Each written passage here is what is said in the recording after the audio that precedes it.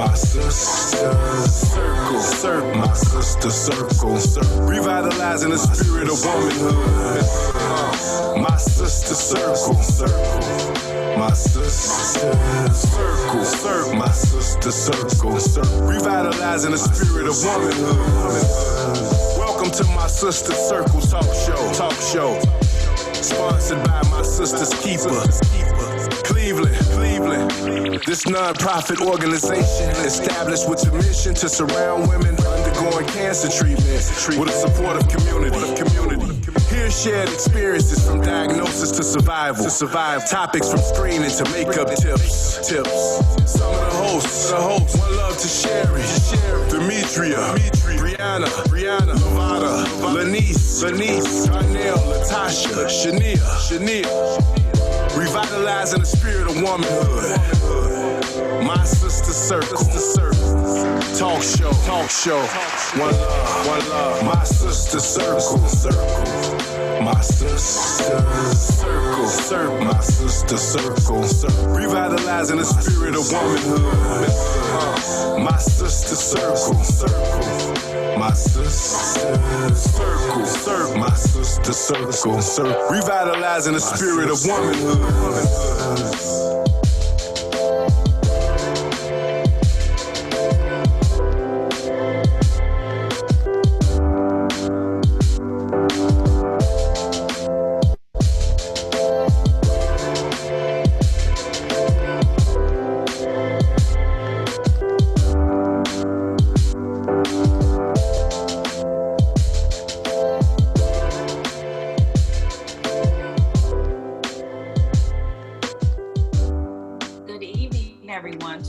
Segment of My Sister's Circle, hosted by My Sister's Keeper Cleveland. We're also streaming on Chan Clan Entertainment radio station, which is an internet radio station in Chicago that is sponsoring us as well. Today, we wanted to speak with couples who have been impacted by cancer, and we wanted to hear more about their stories. You know, specifically, we want to know more about the men behind the cancer stories.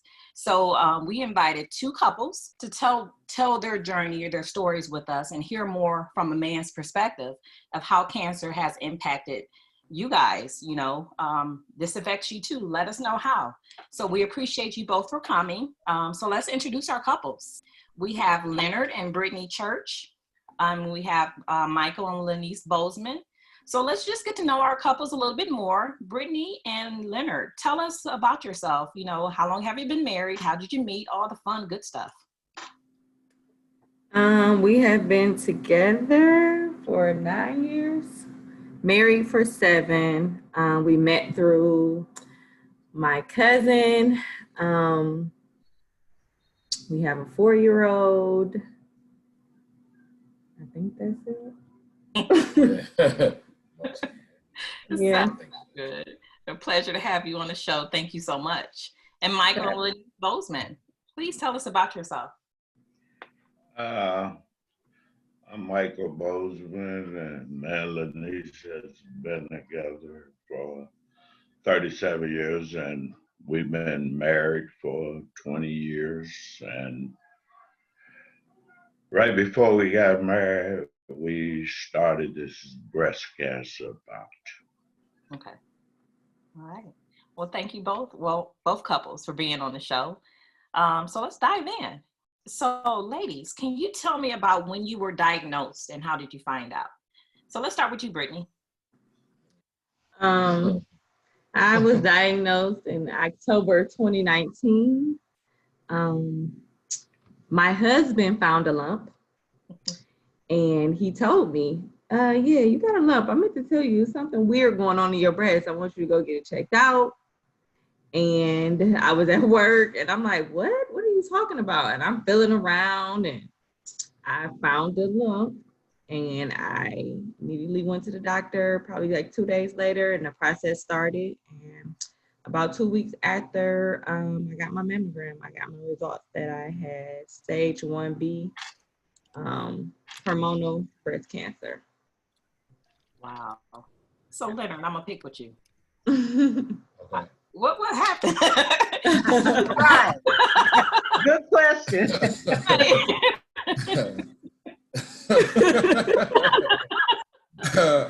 Is any kids on here? I'm gonna try to give you all the PG version, right? We were, being grown at the time, doing what married people and sometimes unmarried people do, and I felt it. And a couple days had went by before I told her, because honestly, it slipped my mind. I know, in hindsight, it's like, how could something like that slip your mind? But it was just like, I didn't take it as serious at the time. But yeah, I told her that I felt it, and she went and got checked out. Oh yeah, remember I also I was on the phone with him and I was telling him that my arm was hurting. And then that's when he was like, oh yeah, and I felt it was like a lump in your breast or something. You need to go get it checked out.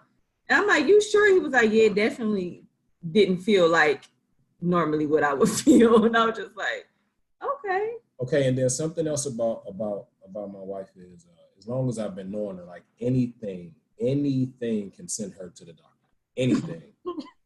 So it was one of those things where it was like, I don't want to scare her and I don't want her to overreact, but it is important because I know how important when you feel lumps in your chest, how important it is to go get it checked out.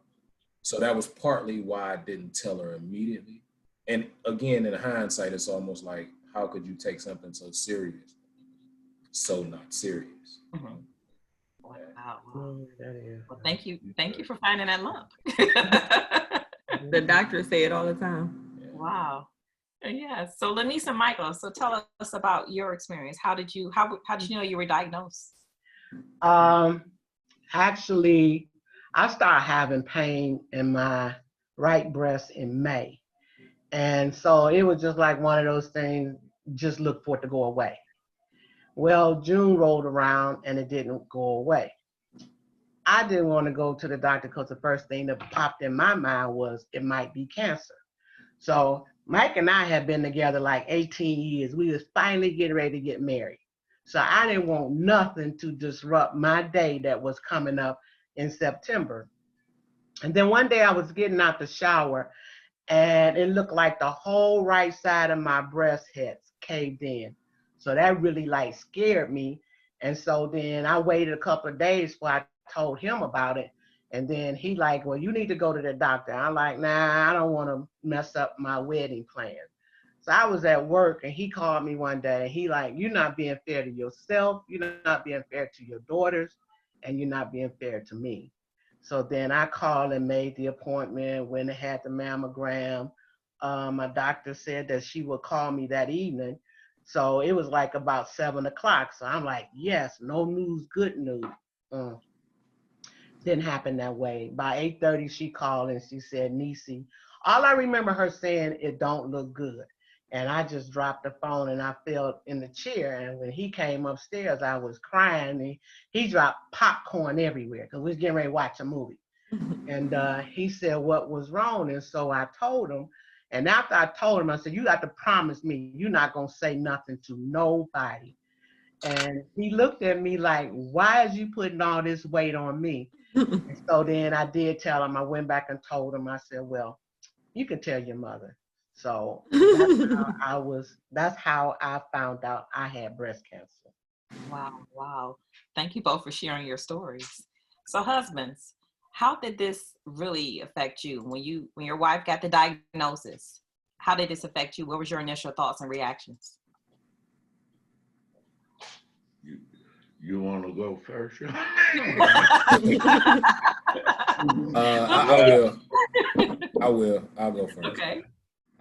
For me, it was absolute fear, right? And I'm the kind of person that once I get scared, I get angry, and like get into like a fight mode almost, right? So when she told me, I cried, of course.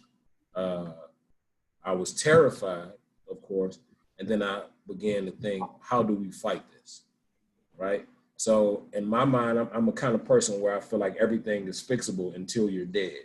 You can fix anything unless you're dead. So I began to think like, well, how can we, or what's the next steps, right? what do we do from this point on? And I remember telling her that day when she told me, I told her we have two options here. Either you can decide that you're going to die here today with this diagnosis, like you can start dying today, or today you can decide to fight and live on. So it floored me because I didn't know. I've never had to be this kind of strong for anybody is the words that I chose to tell her. I've had to be strong before for people. I've had to encourage people. I've had to help people, but I've never had to be this kind of strong. So it took everything out of me. But, when you're the husband, you try not to show that stuff. But in a situation like that, it was difficult not to. So. Wow, thank you. What about you, Mike? Well, I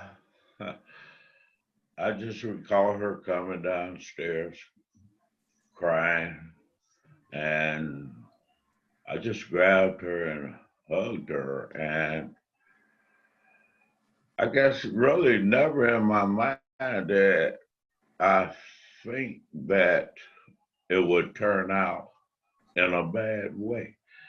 So I really just tried to comfort her when we got the diagnosis. And like she said before, during the time we were planning to get married. So after we started dealing with the situation, she told me that if I didn't want to marry her, that she would understand. And I am so glad that I came up with the right reason, because I don't know where I would be today if I would have said no. But there's no way that throughout the years we have been together that I could have just left her. I couldn't have done that. Not at a time like that, anyway. Wow.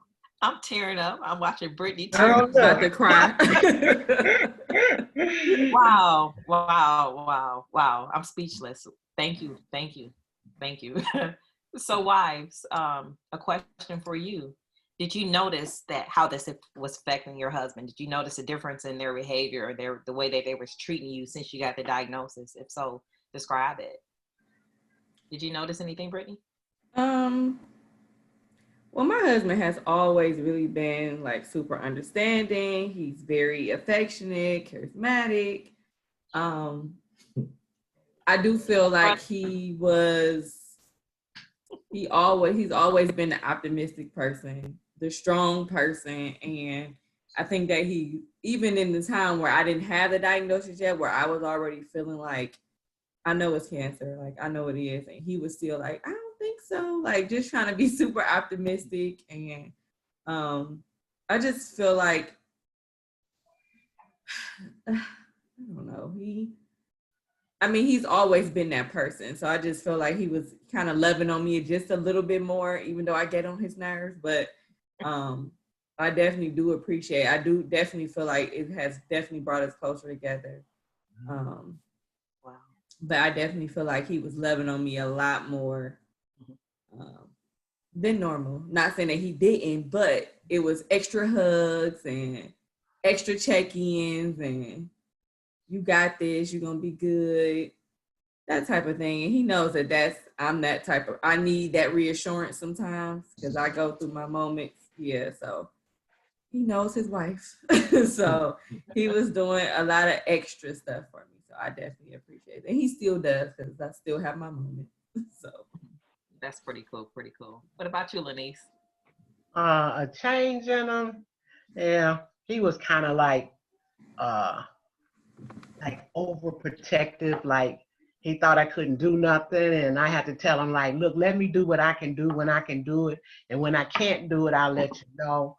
But I know that he meant good, and I really learned to appreciate all that he was doing and how he was feeling.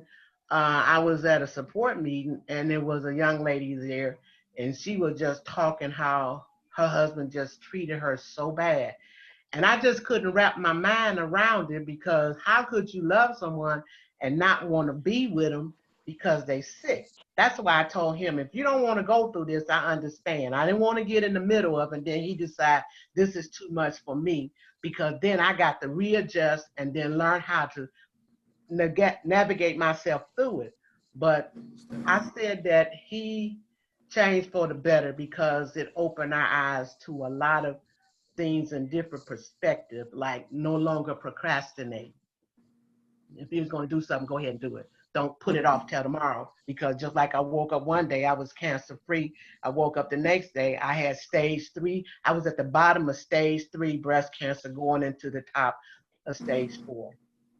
And I knew that my life could have been gone just like that. So then you just have to start living your life every day as if it's your last day. Because tomorrow, I really realized then that tomorrow was not promised to me. And then the other thing that he helped me with, I had my youngest daughter getting ready to graduate in 2000. I was diagnosed in 2000. 2001, she was getting ready to graduate from law school. And I'm like, I'm not going to even be here to see my daughter.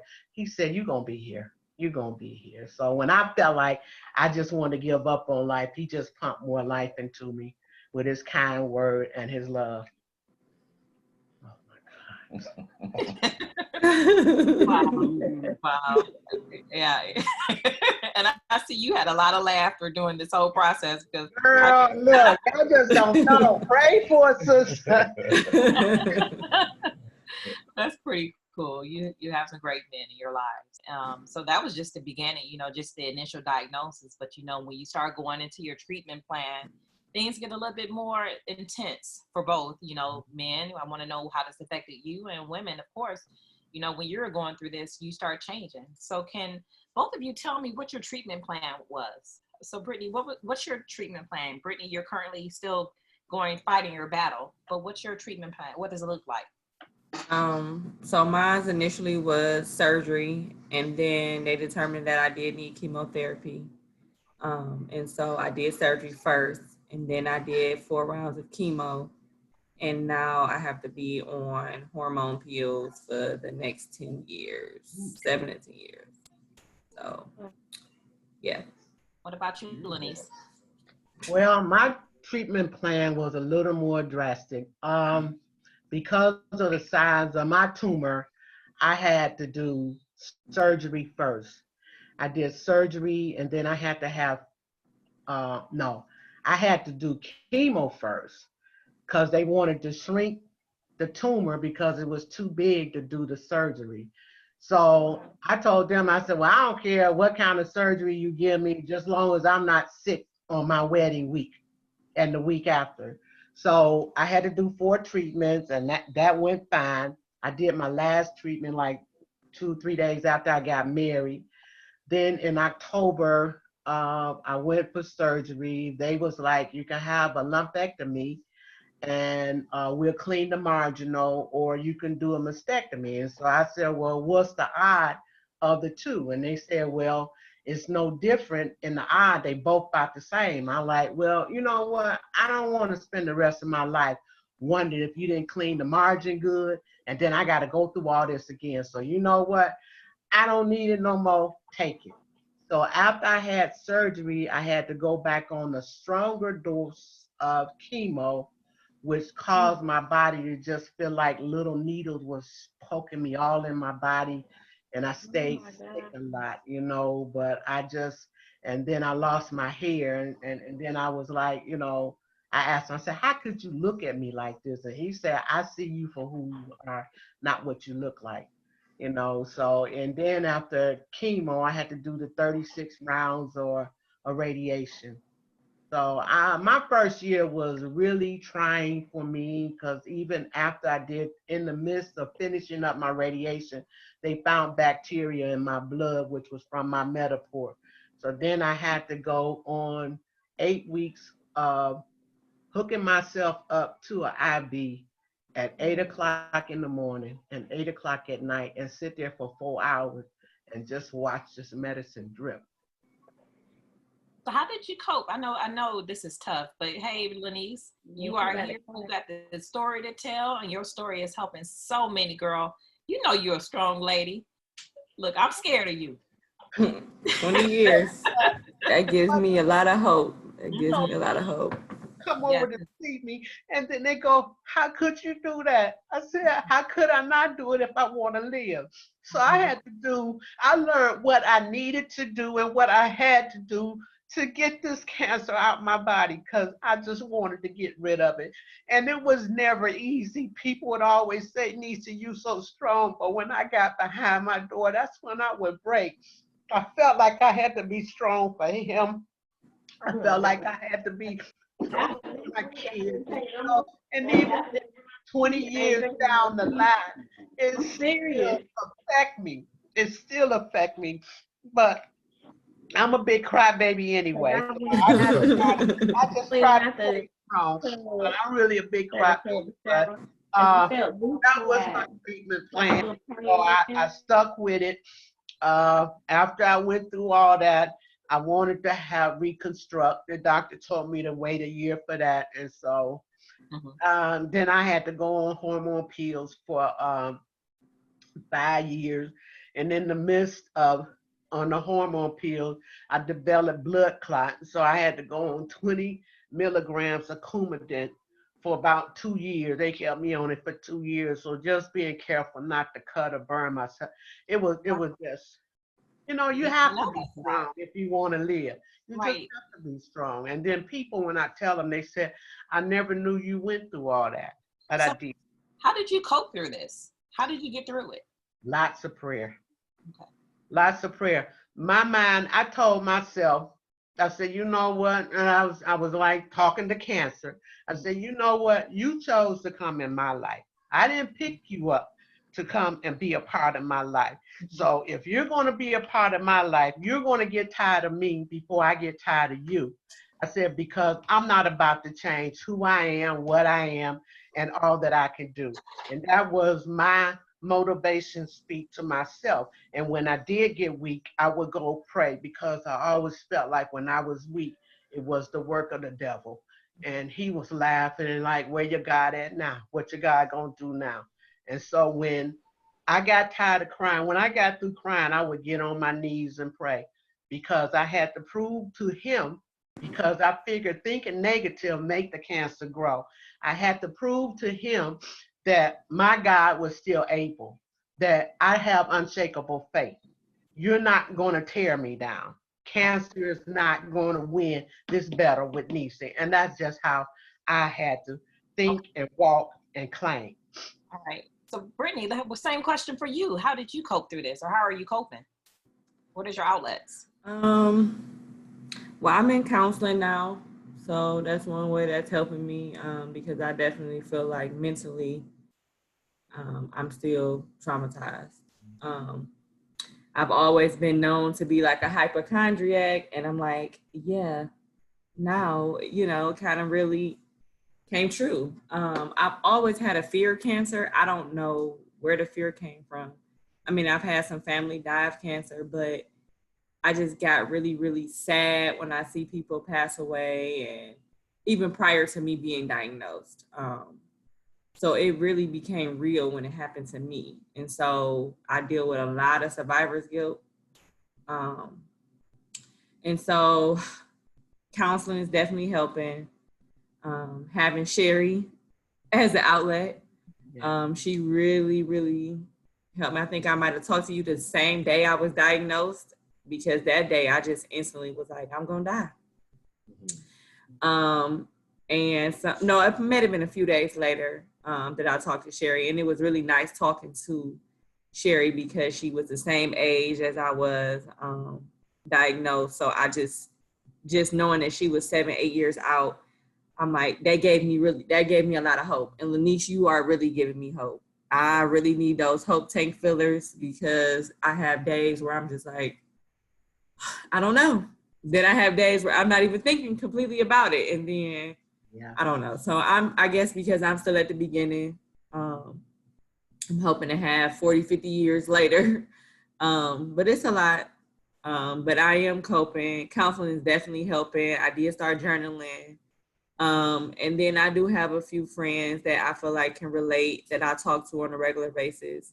And then I started kind of setting limitations for myself because I am a researcher, changing a lot of my habits and things like that, but it can get overwhelming. So I kind of have to tell myself, you know, I'm not doing cancer on the weekend. Nope. So just doing me on the weekend. I slide back sometimes, but I have gotten a lot better. I get sleep now. In the beginning, sleep was, I don't even know what sleep was. Now I go to sleep. So Good. kind of setting those boundaries. That's Yeah. that's helping me cope. And then counseling, and then having people that I can go to, and people's stories that I can think about when I am having those days. Those type of things help me cope. Good. And it was an honor to meet you.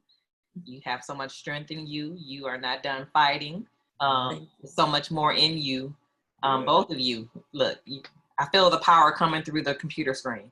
So keep it coming. But you know, just being diagnosed with cancer, especially breast cancer, I will refer to it as it's the one that really gets you to question who you are. You know, you start losing your hair, you losing your breasts, you don't feel the same, you don't act the same. It really takes you through some type of metamorphosis, and it's really causes some PTSD, if you will. Absolutely. Yeah. So it takes time, and don't push yourself too much to try to get back to normal, because you're not going to get back to the way you were. I consider that you going to transition to someone better. You know, you're building all this strength behind you. And you have the story to tell that is going to help someone else, and all this courage that you're building that you probably never had before. So, you know, I commend you both. Keep doing what you're doing. I commend your husbands, but husbands, I want to get to you now. What was it like for you during your wife's treatment? What was the toughest moment for you? Who wants to start? My toughest moment was the first day of chemo. When I came to the hospital, it was already a lot of people there. She's had a great support system from the start. At first, we kept it kind of private or whatever, and then we, you know, let people in and, you know, told people what was going on. Well, she let people in because it wasn't mine to let people in on. But the toughest moment was walking into the room of her first chemo treatment and seeing her with the cold cap on her head, and they had like some ace bandages or something wrapped around her chin, and like when she looked up at me, it was, for me, it was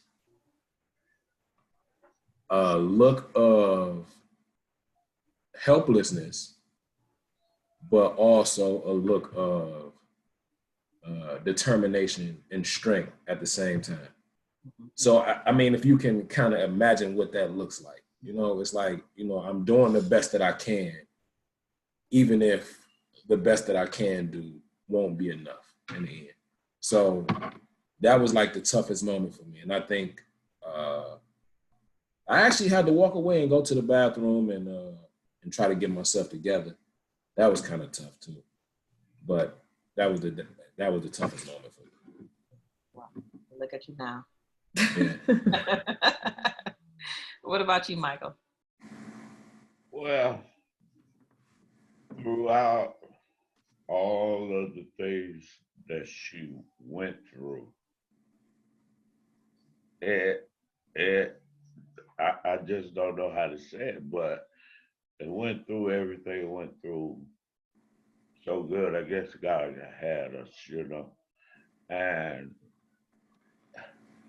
sometimes I don't even remember all she went through until I hear it. But I think my toughest moments was the days after she had chemo, because she could have chemo one day, come home, cook dinner, and be fine. But that next day, she was totally bedridden and burnt out. And I think those days were my toughest moments, just to see her down, because I'm a little softy, and when she's down, I'm down. And I think those were my toughest days, were the days after her chemo treatment. Wow. That's tough. So I'm just reading some comments on Facebook. We have Doretha Stover, and I hope I pronounced your name correctly. She wanted to thank you both, well, ladies, for sharing your stories. Much love and light. She admires the transparency that you're giving in this platform and telling your story. So thank you as well. Thank you. Okay. So the next level, your children. How was this conversation with your children?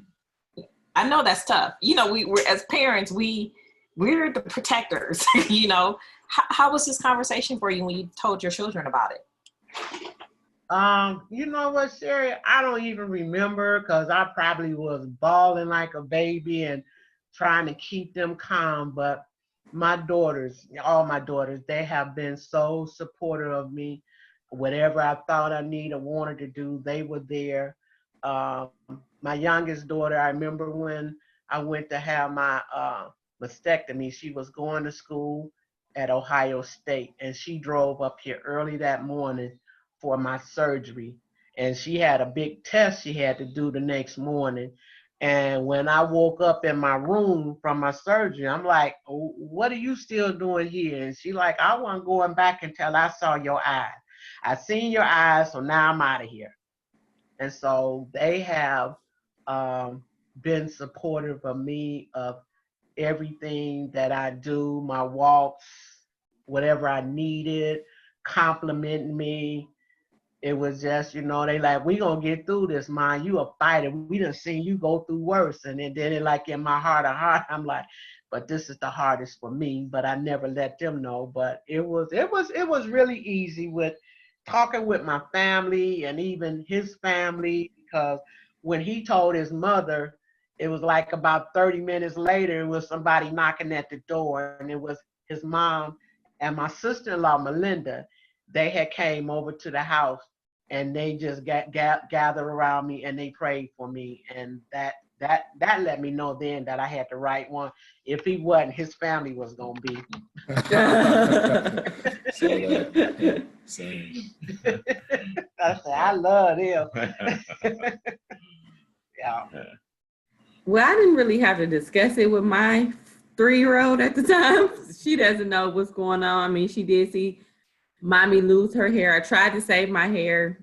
That didn't end up working.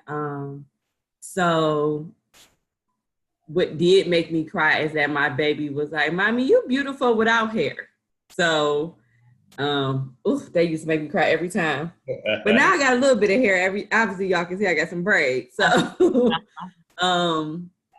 but yeah, I didn't really, I mean, I don't know, as she gets older, it'll definitely be a discussion, because I was so young, and so they'll want to start surveillancing her kind of early. Mm-hmm. So we'll definitely talk more about it, but as of now, she's only 3, so she doesn't really know. Oh, she's 4 now. Last week. She doesn't really know what's going on, but I mean, I definitely can see later in the future that being a serious conversation to have with her. And she may not know, but I'm sure she probably will remember. I remember when you didn't have any hair. She just hasn't connected the dots yet, but she does. She has an impeccable memory. So yes, totally. And just following up, Doretha Stover sent another comment. She says, and to your husbands, Lord, what a beautiful thing to have. That type of support is commendable. So hats off to you, gentlemen. So, you know, the whole ordeal of cancer is just, it is life-changing in so many different ways. So the next question we wanted to pose to the husbands and to you also as wives, what was the most challenging moment during this whole journey that tested your relationship? Did you experience anything like that?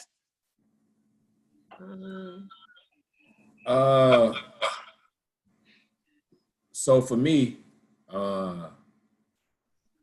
it might have been just having to deal with this, like, totally, you know, because so me, for my family, for my wife and my daughter, and I'm sure the same for Michael, but for my wife and my daughter, as a real father and a real husband, not just somebody who wears a title, you feel a sense of protection for those people that you hold those titles for.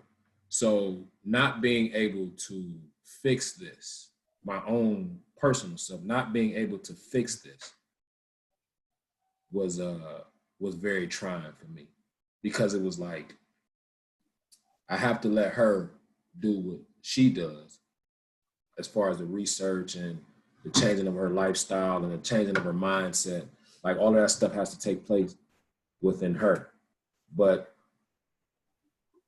not being able to fix it is what kind of like tested me to be I can't find the word that I'm trying that I wish to use, but like to just kind of like take my hands off of it and let her do as much as she has to do in order to fix what she can. Mm-hmm. Yeah, that was like really testing for me. And then like as far as our relationship with the treatment and some of the medicines, a lot of different things change for her physically and emotionally and hormonally. You know what I mean? So it's days when me as any other person would be selfish and wanting what I want, but knowing that she's dealing with what she's dealing with, or we're dealing with it. I can't get at that time what I want. So those days are kind of tough. Even the emotional support, not even just the physical things at times, but even the emotional support, or just sometimes reassurance from my wife that I'm doing a good job, because she's so engulfed in trying to focus on getting better and healing herself that, sometimes I just got to kind of like take the back seat, and it's like I'm just sitting in the back like, well, she don't even see me. You know what I mean? Like she doesn't even see me at times because she's so. That was early on. And I understand it. Mute it. No, I understand it, and sometimes you got to get pulled back into reality and and just learn that some of the stuff that I need. From the beginning, I understood that some of the stuff that I need or that I will want from her is going to have to get put on a back burner, because we have to make certain sacrifices in our relationship. Yeah. Wow. So that was one of the things, some of the things that kind of tested me. Wow. Thank you for sharing. And I think the most challenging for me was just my body changing, period. And then questioning, was I still beautiful enough? I've said to him, this is too much. I understand. And because it's a lot. And not saying that, this is the oldest person's disease, but breast cancer was definitely not on my radar at 32. So I felt like, this is the cards that we're dealt, but not necessarily for him. So if this is too much for you to handle, let me know, whatever. But he's always been supportive. That's probably my own emotions. But my body changing was one of the most challenging parts for me. Because, I've talked about, these breasts are too big. I want to get a reduction. And I'm like, give me my breasts back. Can I just have, I don't need, they can sag to my knee at this point. But we're here. So, I'm moving through the challenging parts of my body changing. I've lost a substantial amount of weight, so I'm happy about that, but I'm still going through the motions as far as reconstruction and things like that. So I'm at a kind of a standstill right now, but like I said, I'm kind of working on myself mentally by going to counseling and things like that, and journaling and whatever I can do. Retail therapy. So many Amazon boxes. I'm so tired of taking out trash. That's not even a part of the conversation. She need her therapy. Don't be because at first I didn't want to buy nothing. I was one of those, like at the beginning of my diet, I just didn't know. The unknown was so scary for me. I'm like, what am I buying something for? I don't know if I'm gonna be here next month. Literally. And now I'm like, look, I'm about to plan a trip in 6 months. I ain't about to do this. So let me buy it. Yeah. Look, just think all the money she saved when she was.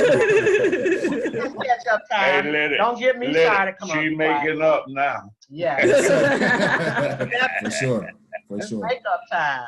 For sure.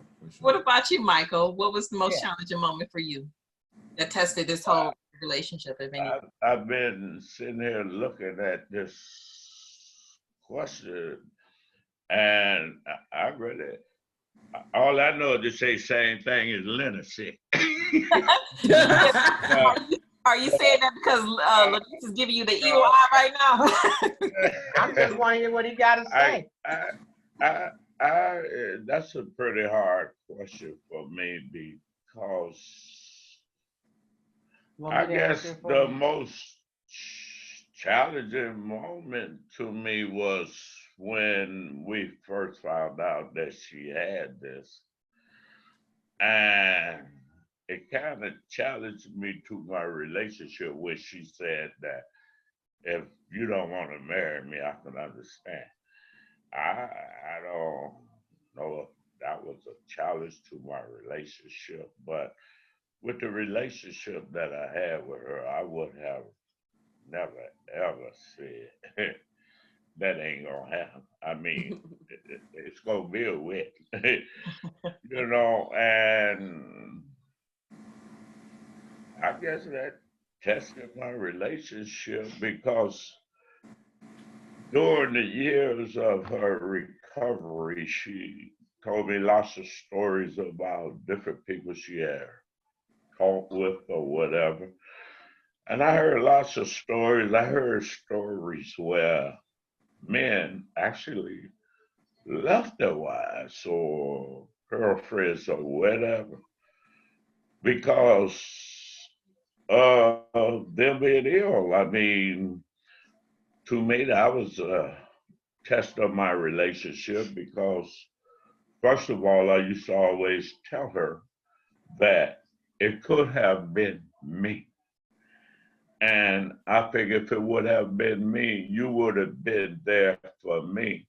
I could see no other way than to be with her throughout this journey and make it work, all thanks to our Lord and Savior Jesus Christ.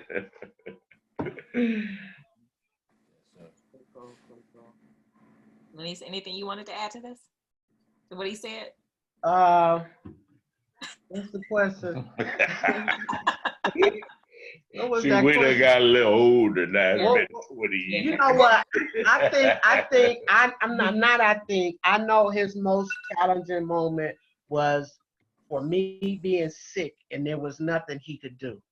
And so when I would be sick, he would always be downstairs laying on the couch. So when I got a little well, I said, you think I don't know that when I was in the bed sick, you was down there on that couch crying that you wish it had been you? And he like, you think you know me? And I said, well, I do. I do because it's just like Leonard said, you want to take on the pain. He was my husband. He was supposed to be my protector. And so this here done got by him and he could no longer protect me. But I had to go through this here tedious journey to get well. So he felt like that he should have been the one going through it, but it was me. So that was his most challenging moment during my journey. Wow. Yeah, she's back to being the boss too. Can you tell? He was on vacation, so he better had enjoyed it. Right, I am back. 18 years later. So husbands, the next question for you. When did you recognize the strength in your wives? So let's start with you, Leonard.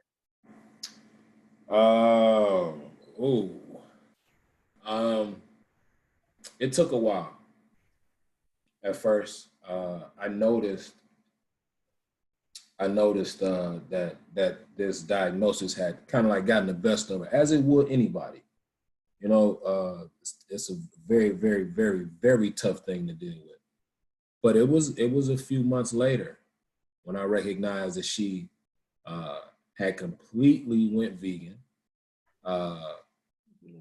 She had started like researching business opportunities and stuff like that. And then she would research ways to heal herself, you know? And at that moment, I realized, like, wow, like she's serious about getting better.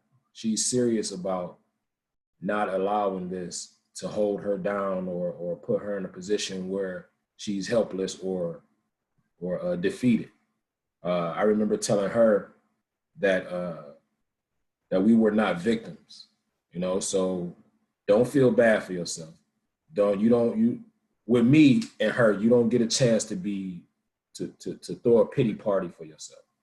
That we don't allow that, because you have the ability to overcome this. Even if death is the end of this for you, you still give it everything you have until that day comes. So when I saw her change everything about herself and begin to accept her ability to make things better as much as she could, is when I saw the strength in her. Wow, wow. What about you, Michael? Well, to me, it's once she was diagnosed, I think that was her weakest point.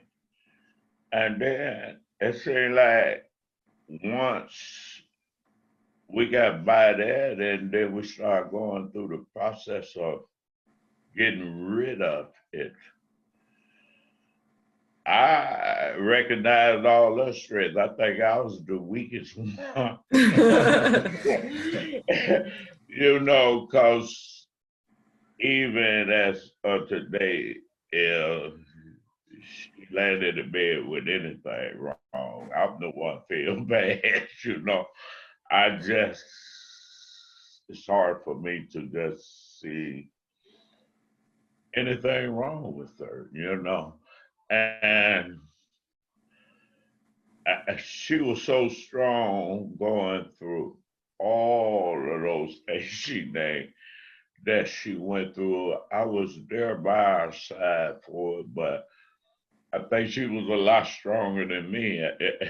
Some of them days I thought they probably put me in the hospital, but Sure. thank God it didn't. And I just recognized her strength from day one that it happened. And I thank God so much for it. And I thank God for letting her be here 20 years later to tell her testimony and to help other people along the way.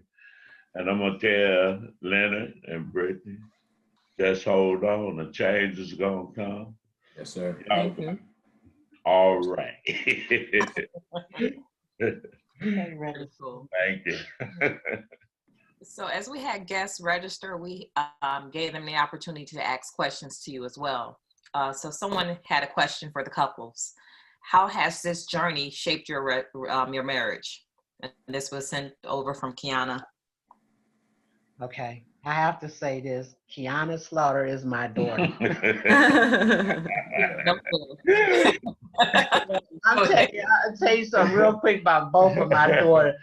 You just couldn't tell them, no, you can't do this. It was always a why, what, when, and how. They always ask questions. So it has taught me that no matter where life take you in your marriage, long as you can go through it together, it's a good thing. If you're both working in the same direction and one not pulling one way and the other one pulling another way, and it don't matter who's sick, you got together as one. And so even in the midst of your storm, you still need both bodies to get through that storm. So it has strengthened our marriage where it's like now, like one day our nephew called and he like, YOLO, YOLO. And I'm like, well, what is YOLO? He like, you only live once. I'm like, oh, I like that. And so that's what we start doing. If we think about doing something, we go do it. You know, we don't think about, well, what if we can't, or what would happen if we do? What if we come back and we should have had that money to do this? You can't worry about things you can't change. I have learned to And he'll tell you, I'm not a worrier. He's a worrier. I tell him that, and I'm not Somebody trying got to. to work. No, he worried. God worried. He said he don't sleep nor slumber. So I'll be like, well, it don't need both of us being up. You know what I'm saying? So I give it to God and I go to sleep. I get back with you in the morning. But he like to worry. I'm not a worry because he brought me through that. I know a lot of people that have died that was diagnosed after me with breast cancer. So, but I always tell people, oh boy. Kiana, you doing this to me. But it has taught me, like I said earlier, not to procrastinate. Like anything that I think I want to do, that I think about, that I want to stop doing, I put my mind to it and it's done. I do that. So it has shaped me to be a better person, a more, what am I trying to say? Scheduled person. I try not to be late for nothing. I try to do the things in my marriage that I need to do in my marriage. Like I love to cook. So, I do dinner when I come home. I pack lunches and people laugh at me, but that's what I do. And I'm glad to be, if you don't cut it out. Appreciate them dinners. I'm for real. I need y'all to pray for me. My sister is struggling over here. Just pray for me. Anyway, it has, we joke like this and people see it and they like, how do you do it? I say, after a while, you just block it out. You don't hear nothing. But that's how it has strengthened our marriage. I'm glad he did choose to stay with me. I'm glad he did walk with me, even when I went to have a mastectomy and I'm like, I'm not even going to be a complete woman no more. I'm just going to look ugly. And then he like, well, you're going to look ugly to you because you will always be my beautiful bride. So, What about yeah, you, he told me it wasn't his favorite one anyway. The other twin got mad. I'm just gonna put that out there.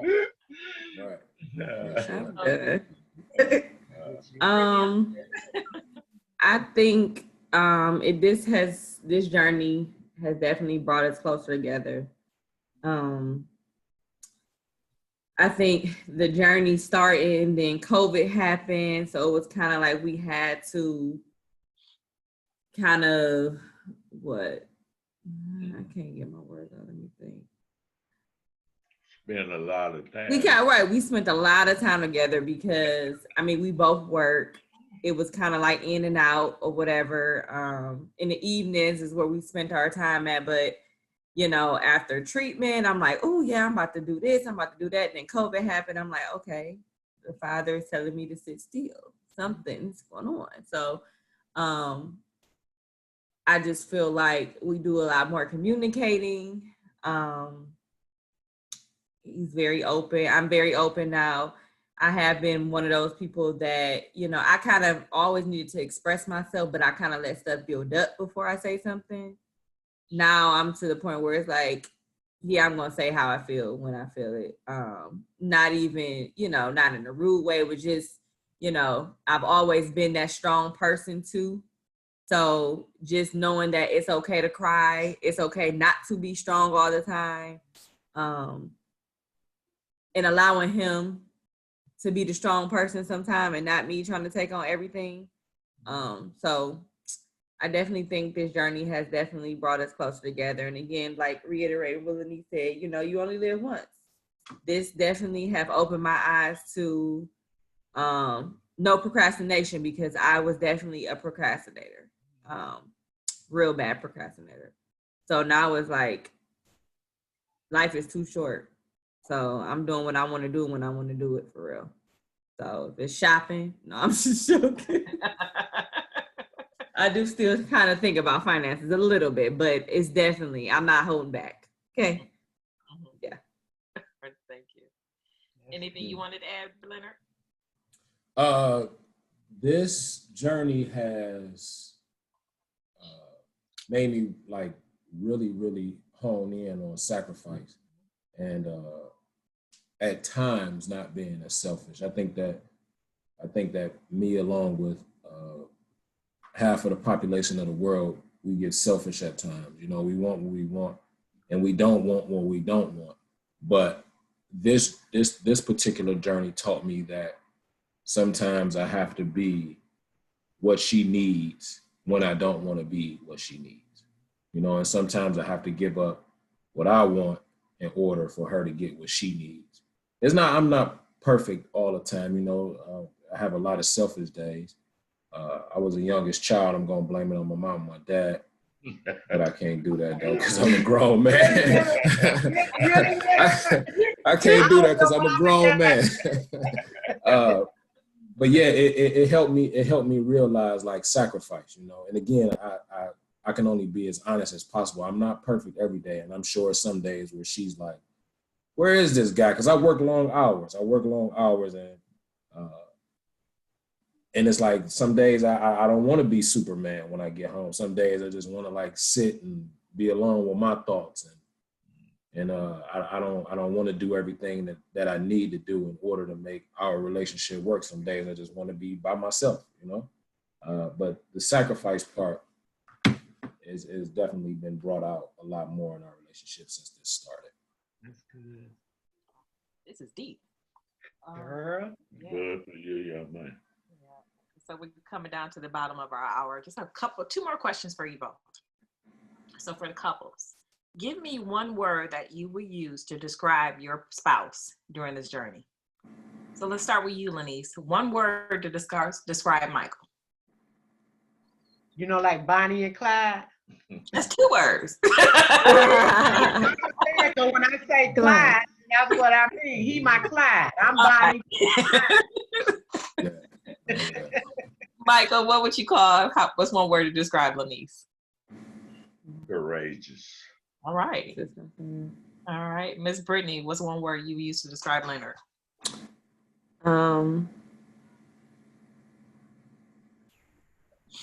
Understanding.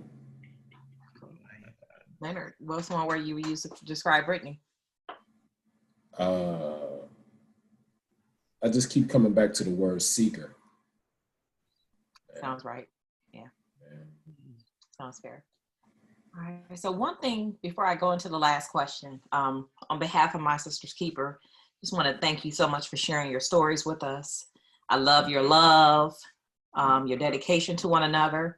So one thing we're going to do for My Sister's Keeper is I want you both to have a date night. You both couples have a date night. Don't get out. Look, if he don't act right, he will not be going. So after this, if you both can text me the restaurant that you want to go to, we will give you a gift certificate to go to those restaurants. Thank you. Thank you so talk much. about cancer, talk about love, okay? Right. All right, the last and final question I have for you is, what advice would you give to couples who are just beginning their cancer journey? I feel like Lanice probably can give it more because she got more years under me. I don't know. Even try to. I gotta think back 20 years, Brittany. Why you gonna do that to me?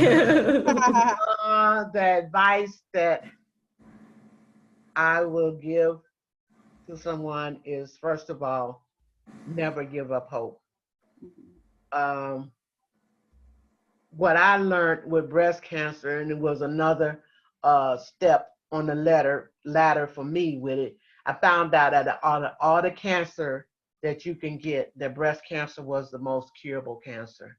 So that gave me hope. The other thing I would give them advice, if you're diagnosed with it, don't keep it to yourself. When I did a lot of research like you, Brittany, and I found out that our rate as African American getting breast cancer were low, but our death rate was high, and I couldn't understand why. When I was diagnosed with breast cancer, I had told some of my friends, and they like, girl, I had that 5 years ago. I had that 6 years ago. I said, well, why didn't you say anything? She said, just something you don't talk about. So even though when you was growing up, and I know everybody was taught this, what goes on in your house stays in your house, and you subconsciously grow up with that, so you don't want to share your story with nobody. And so because I felt like because there wasn't no black face out there about breast cancer, I never thought about getting it. And then when I did my research, I saw it was. So I'm like, you know what? And that was one of the promise to God. I said, if it be your will to heal my body, I will go do and say whatever it is you want me to say. I was gonna put my story out there. I wanted to be the other side of cancer after you get it. That you don't have to be ugly. You don't have to be there. If you lose your hair, put a wig on. If you lose your eyebrow, get some pencils and draw them on. You know, you can live your life according to how you want to live it.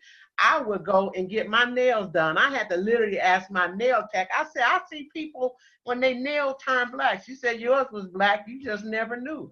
Because whatever made me happy, that's what I did. I wanted to live my life. So whatever your life is before cancer, it can be whatever you want during cancer. We lose our hair because we're vain about our hair and our breasts. You know, those are like our main points. You know, long if you got some hair and you got some boob, then you think you got it going on. But to lose it, you still got life. What do you do with your hair? Spend money on it. What do you do with your boob? Nothing. You can't walk with them. You can't talk with them. You can't touch with them, you know? So if you lose it, you still got your life. So don't be so quick to give up on your life because of the things that you lose in life. Thank you. I feel like you was talking to me. I mean, I was the same way, you know, because when I went for reconstruct, I'm like, do we have to reduce? And they like, yeah, we do. But, you know, that was just me. But now, should you get older? You get my age, girl, ain't gonna make no difference. It is not gonna make a difference, you know. And I just turned 64 on my birthday. So Congratulations. I was 43 when I was diagnosed. They told me that was a very young age, and here you are 32. Mm-hmm. So you know, he knew God. You know, God know what you can stand and what's going to come in your life or you do. He already. Yeah, and it's funny because I feel like I definitely try to look at the glass half full. I remember telling myself, you know, even before I got diagnosed, oh, I really need to lose weight. I really need to lose weight. I mean, like, what can you help me, Father? Help me lose weight. And it was like, whoo, I didn't know I was going to get diagnosed with breast cancer, but I shedded those 35 pounds I've been trying to lose. Come on now, won't he do it's it? Like, it's a no-brainer. What you mean? Oh, I'm not eating that. I'm not eating none of that. I'm not doing none of that. So, again, I mean, I have my days, but it's times where I feel like, again, I was a super procrastinator, and I was like, life is too short. So I feel like I am at a place where, not that I don't want to tell everybody or yell it across the mountaintops, but I just feel like I don't want sympathy. I don't want pity. I don't want people feeling sorry for me, but I definitely share my story where I see fit. I mean, I may not share it on Facebook. Like, this was really hard for me to do because I am private and private about certain stuff. Again, I don't want the pity. I don't want the sorry. Oh my God, I'm so sorry for you and all of this. I really don't want that. So this was really, really hard. But I was talking to my counselor. She was like, I feel like you're trying to avoid something. And I'm like, no, I'm not. She's like, I think you are. I think you need to go head on. And I'm like, well, maybe. She's like, you don't know what your story really might help somebody. And I'm like, yeah, but I kind of tell my story when I want, yeah, but you don't know who's going to be watching. You don't know. And I'm like, okay.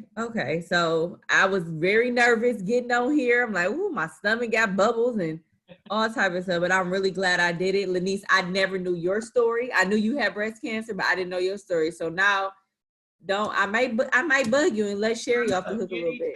Anytime. You know what? You share your story when your story needs to be shared. But the point of it is, you're a survivor. So if you don't know how many survivors out here because they don't share their story. So it's no glamour side of it. Cancer is cancer, you know. And when you hear the word cancer, you think of death. They just automatically go together. But you don't have to. You lose your hair grow back. You know, you Your dreads is back. I'm gonna have to do like my great granddaughter. She be like, when she be with him, she be anyway, you know, just share your story. I don't mind sharing my story, and I don't share it for brownie points. I don't share it for glitz or glam. I share it because he kept his part of the bargain when I prayed to him that if he healed my body. So I'm here 20 years later, so I'm gonna run tell it on the mountaintop. Tell it on the mountaintop. You right about that. About it. And anything I can do to help out anybody, I would be on at home and people will call me and say, can so-and-so call you? You need to talk to them. And I did it. You went through your storm for a reason, Brittany. It was for a reason. You went through it. He didn't take you in there and leave you there, and he didn't bring you out for you to be quiet. You need to tell your story. And you got a beautiful story. I'm just glad and a good husband. Yes, you have an but you know what? Leonard? I've been trying to get him to do this here and speak. I said, men need to hear that it's okay if they feel this way. It's okay of being unsure. It's okay to be weak. They need to hear this, and they need to hear it from you. So, I mean, I hope he don't stop. I do. I hope he don't stop. I hope this is the beginning. I thank you, Sherry, for inviting us to come on. I thank you, Brittany, that you listened to your counselor and just tell Nisi said thanks. I thank you, Leonard, for being the strong-minded, surviving, caregiver, partner in crime husband you are to your wife. You know, it's nothing like the covenant of a husband love over his wife. It don't get no better than that. So stay as you are. Yeah. Thank you. Call and give him some less. I'm gonna give you the number. You call me, you ain't gonna get nothing but some schooling. I'm gonna do all the talking. But it was a pleasure to meet you all. I'd be glad to meet you all in person. And hopefully we'll be going to dinner together. Hopefully we can pick the same place. Yeah, that'd be nice. That'd be nice. Yes. Okay, well, Sherry, you run the thing. Make it happen, baby. There you go. It's time for him to get off the air now. Make it happen. I'll make it happen. But there's a couple of people who are on the line with us that may have some questions. So I'll just open up the lines to see if they wanted to say anything about what you've experienced. And I know our health and wellness coordinator or director from My Sister's Keeper wanted to say something. Lavada? Hello. I just wanted to say, first of all, but God, I know when Lanice was talking and what she was saying, I just wanted to say, but God, what all of you have experienced. And first of all, I thank you for your transparency and opening up to us. I know that was difficult to do. I also wanted to say kudos to the men for coming on and sharing your experience. I definitely wanted to get this in and have this because I know we had the aspects of the children on earlier, and I wanted to definitely get the men perspective as well. Secondly, for you ladies, God give his biggest battles to his strongest soldiers. But you ladies are definitely very strong women, and you have very strong men by your side to lift you when you are weak as well. And I just wanted to let you know that God said that your work, you still have work here to do. So he did not let this take you out because he knew that years later he would need for Lanice to be my co-chair for Reviving Prayer Circle as well as the Sister Circle Prayer Group. So definitely, you were definitely still needed. And also, my last thing that I wanted to say is definitely kudos to you, Brittany. It's because you reached out to get a counselor. Mhm. It's so important to do because it's okay not to be okay. And some people go through that in silence. So the fact that you, and especially in our African American community, we look at seeking the help of someone else as something that we shouldn't do. So the fact that you recognize that and you reached out, I just wanted to say that was very big of you, and I Thank you. really respect you for doing that. That Thank just you. shows another layer of your strength. Thank you. Yeah. Thank you, Brittany. Thank Is there anyone else on the line who wants to say anything to our couples? Well, Lanice and Mike are my friends, and I know for a fact that they're a couple that loves each other. And I know that through God, Come on, Anna. I say, Everybody crying now. You they make me cry too, but they come and they're gonna be even greater. You know, just keep listening to them because they know they're not gonna lie to you. They're gonna give it to you straight. Thank God, you. our witness, I love him dearly. Brittany and your husband, you just became somebody I love too. Oh, thank you. God bless you all. Thank you. Nice to meet you. Love you, baby. God said it too. Yeah. Still fighting, baby. And Ciroc. Ciroc, we said hello and we missed it. We were just in Huntsville, Alabama, visiting her a couple of weeks ago. We went on a 12-day road trip. Oh, yeah, I seen that. Birthday and our 20th anniversary. So, Wow. I thought that was really nice.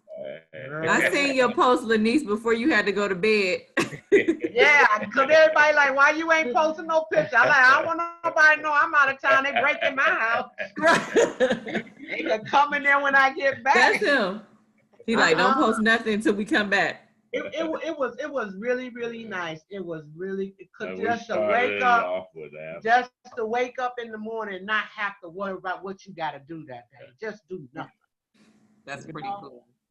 Well, I will let you all go.